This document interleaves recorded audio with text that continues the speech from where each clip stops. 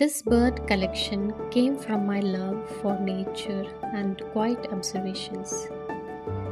Birds for me represent freedom, hope, and movement, always reminding us to stay light even in change. I paired them with flowers and mandalas because in India these forms carry deep meanings, balance, growth, and harmony in life. Every color, every pattern is chosen with intention to bring positivity and calm into a space.